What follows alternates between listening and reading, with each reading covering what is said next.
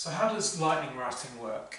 Well, let's assume you're the source, you're running a lightning node here on the network, and you're trying to route a payment to the destination, a lightning node run on a different part of the network. And I've outlined 3 possible routes to get to your destination. The top route has channels with capacities of 3 Bitcoin, 2 Bitcoin, 1 Bitcoin and 2 Bitcoin, which means that the absolute maximum that you'd be able to route through this top route is 1 Bitcoin. If you tried to route more than 1 Bitcoin, you wouldn't be able to get it through this channel because the capacity of this channel is 1 Bitcoin. Not only that, but because the balances of channels aren't publicly known or announced or gossiped through the network, it's very possible that this route would fail even if you tried to get an amount less than 1 Bitcoin through this route. So just because the capacity of this channel is 1 Bitcoin, if we don't know the balances, there could be 1 Bitcoin on this side of the channel and 0 Bitcoin on this side of the channel, or vice versa. There could be 0 Bitcoin on this side of the channel and 1 Bitcoin on this side of the channel. Any 2 amounts that add up to 1 Bitcoin, and they could be the balance of this node and the balance of this node. So if you were to attempt to route 1 Bitcoin through this top route, you'd be taking a punt that the balance of this 1 Bitcoin channel is all at this side of the channel. And if it isn't, this route would fail for an attempted payment of 1 Bitcoin via this route.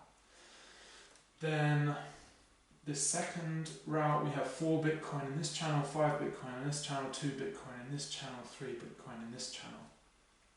Similarly, the lowest capacity of channels in this route is 2 Bitcoins. The absolute max that you'd be able to get through this route is 2 Bitcoin. But for similar reasons as I described earlier, if you don't know what the balances within this 2 Bitcoin channel are, it's very possible that you would only be able to get a percentage of 2 Bitcoin through this route. And similar arguments for this third route.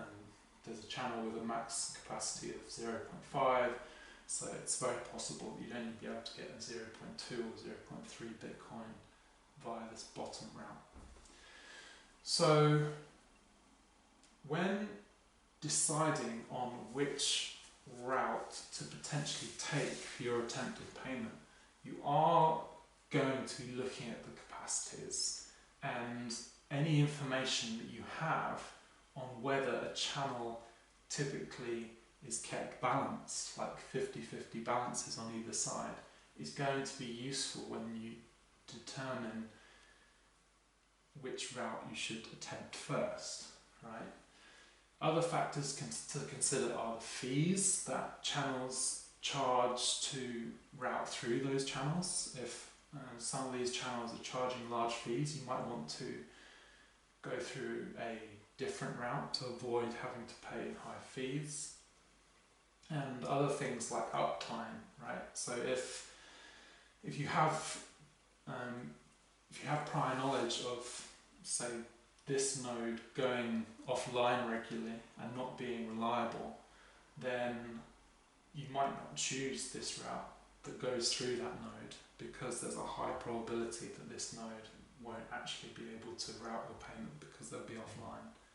So there are a ton of different factors to take into account when you're deciding on which route to take, and a lot of those factors you may have data for because you've tried payments in the past.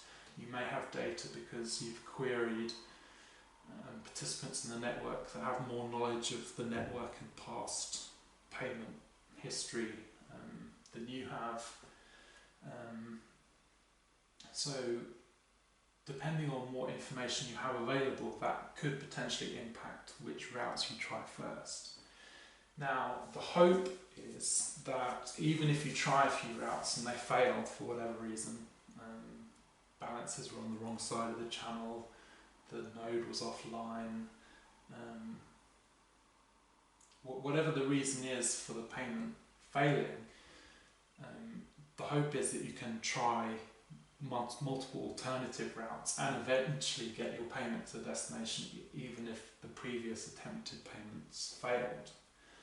But if the amount that you're trying to route is really high, let's just say 10 Bitcoin in this case, with the routes that I've shown on this screen, there is literally no way of getting 10 Bitcoin from the source to the destination, because there's no channel that's as much as 10 Bitcoin in capacity, and certainly no route of channels that could route 10 Bitcoin. So if you're trying to route an amount as large as 10 Bitcoin, your best hope is multi-part payments where you split the 10 Bitcoin into fractions. And so it is possible that you could say, try to route 1 Bitcoin through this route, try to route 2 Bitcoin through this route, try to route 0.5 Bitcoin through this route, and hopefully there's a bunch of other routes.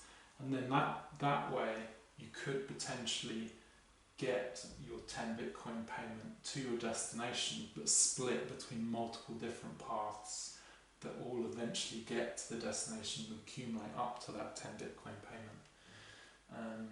But it would need more routes than I have on this screen, and a combination of all of them to eventually get to the destination.